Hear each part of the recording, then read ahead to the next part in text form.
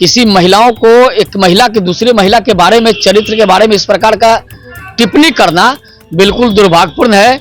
और सारिका जी राजनीति करती हैं, राजनीति करिए, नहीं तो आपके भाषा में जवाब सबको देने आता है। लालू प्रसाद जी अपने को हिंदू कहते हैं, हिंदू के ठेकेदार बनते हैं, तो उनके बयान बहादुर जो फतेह बहादुर थे, माँ दुर्गा, माँ लक्ष्मी, माँ सरस्वती के बारे में अभद्र टिप्पणी कर रहे थे, उस समय ये हिंदू कहाँ थे?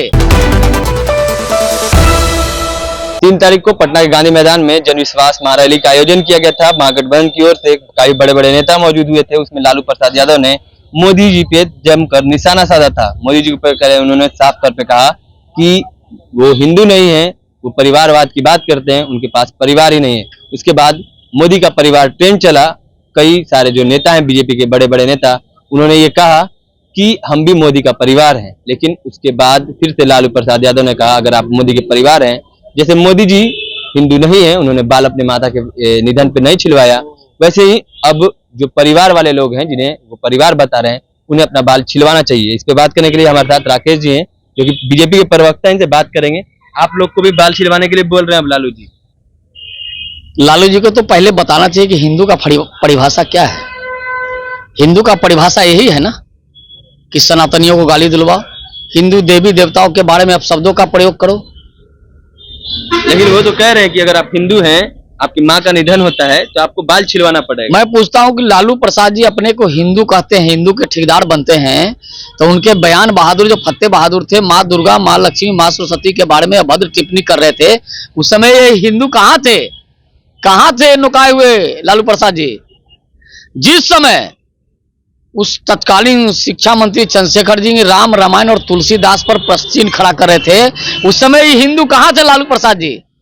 लालू प्रसाद जी हिंदुओं की नई परिभाषा गढ़ने का प्रयास मत करिए। जिस प्रकार से आपने हिंदू देवी देवताओं के बारे में अब शब्दों का प्रयोग करवाया, सनातनियों को गाली दिलवाया, ये सारे हिंदू अगर जग गए तो आप लोग का नामो निशाना मिट जाएगा। लेकिन सवाल और आपको बता दें, ये दाढ़ी और बाल में हिंदू नहीं छुपा हुआ है। हिंदू व्यवहार में, संस्कार में, संस्कृति में नरेंद्र मोदी ने कहा कि हम भव्य रामलला का मंदिर बनवाएंगे, बनवाया। क्यों विरोध कर रहे थे ये लोग? लेकिन वो कह रहे हैं क्यों का जब हिंदू के घर में, अरे भाई देहांत होता है मैं तो बाल मुड़वाना पड़ता है। हिंदुओं के देहांत हुआ तो उन्होंने बाल नहीं मुड़वाया। हिंदुओं के आस्था के प्रतीक राम और कृष्ण है ना? तो राम का जब रामलला का भव्य मंदिर का प्राण प्रतिष्ठा हो रहा था, ये लोग तरह तरह के मजाक उड़ाया करते थे, कमेंट कर रहे थे। उस समय ये हिंदू किस प्रकार के हिंदू है लालू प्रसाद जी?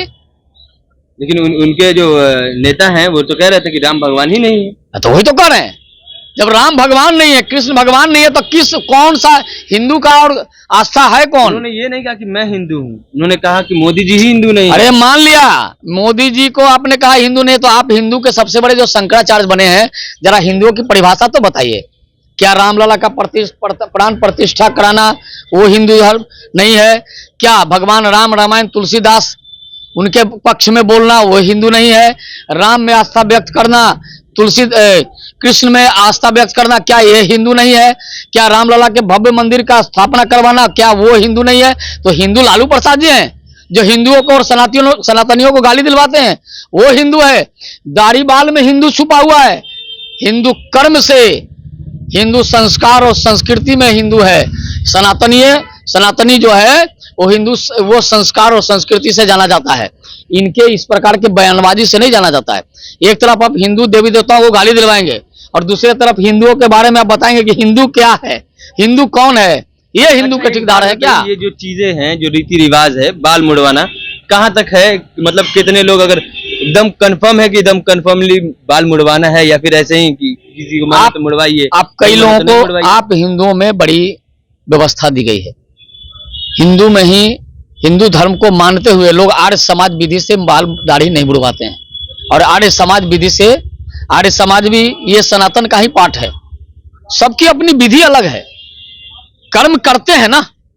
10 दिन उपवास पर रहा, अनेकों मंदिरों में जाके वो चौकी पर, एक चारपाई पर एक दरी बिछा के सोए, क्या वो हिंदू नहीं है? तो क्या ये हिंदू है जो हिंदुओं को गाली दिलवाते हैं, देवी देवताओं को गाली दिलवाते हैं, हिंदुओं पर प्रश्न चिन्ह खड़ा करते हैं?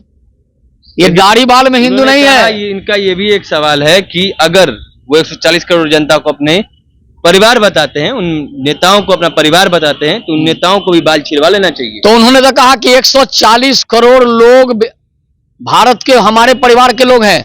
उसी परिवार में 140 करोड़ में ही लालू परिवार भी आते हैं। अगर लालू प्रसाद जी को इतना ही लग रहा है तो क्यों नहीं अपने पूरे परिवार के साथ बाल मुड़वा लेते हैं, मुंडन करा लेते हैं।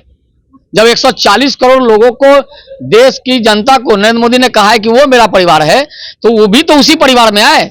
ये अपने परिवार से शुरुआत करे, अपने परिवार के लोगों का सबका मुंडन करा दें। भाई वो आप भी तो उसी 140 करोड़ में हैं, या उससे आप आगे हैं। ये भी तर्क है कि जो मोदी का परिवार दिख रहा है वो बाल छिड़वा। मैं कहता हूं कि मोदी जी ने कहा 140 करोड़ लोग उनके परिवार के सदस्य हैं, तो लालू प्रसाद जी अपने परिवार से शुरू करें ना। अपने परिवार के लोगों का बाल दाढ़ी मुड़वा दें, करावे शुरू। सब लोग करेंगे, शुरू तो कराएं। आप भी उसी के सदस्य हैं, आप भी इसी भारत के नागरिक हैं, आप कहीं बाहर से नहीं आए हैं। अगर बाहर से आए होंगे तब दूसरी बात है, लेकिन अगर आप इसी देश के नागरिक हैं, 140 करोड़ के अंतर्गत ही अगर आते हैं, तो लालू प्रसाद जी अपने से शुरू कर दें बाल मुड़वाएं। इन सारी बातों को लेकर के नया विवाद छिड़ गया। स्मृति ईरानी ने लालू यादव को चारा घोटाला, चारा चोर कहा, तो उस पे जो सारिका पासवान है, जो कि आरजेडी की महिला प्रवक्ता है, उन्होंने उनको ट्रिपल एक्सेल सिलेंडर जैसी दिखने वाली महिला बता दिया। देखिए, सारिका जी का जो जिस प्रकार का बयान है, मैं उस भाषा में नहीं बोल सकता हूं। एक महिला को, एक महिला के बारे में इतना अमर्यादित टिप्पणी करना, ये भारत में इस प्रकार की संस्कृति कहीं नहीं। बोल रहे हैं कि उनका चरित्र किसी से नहीं छुपा, आप लोग छुपा हुआ है। स्वाभाविक है, चरित्र के बारे में हम नहीं किसी का चर्चा करेंगे। सारिका जी के चरित्र के बारे में मैं नहीं बोलूंगा, नहीं, हमारा ये काम नहीं है। कहना है कि चरित्र के बारे में, लेकिन मैं स्मृति ईरानी उनके चरित्र के बारे में सभी को पता है। हम तो वही तो कह रहे हैं, किसी महिलाओं को, एक महिला की दूसरी महिला के बारे में, चरित्र के बारे में इस प्रकार का टिप्पणी करना बिल्कुल दुर्भाग्यपूर्ण है। और सारिका जी राजनीति करती हैं, राजनीति करिए, नहीं तो आपके भाषा में जवाब सबको देने आता है।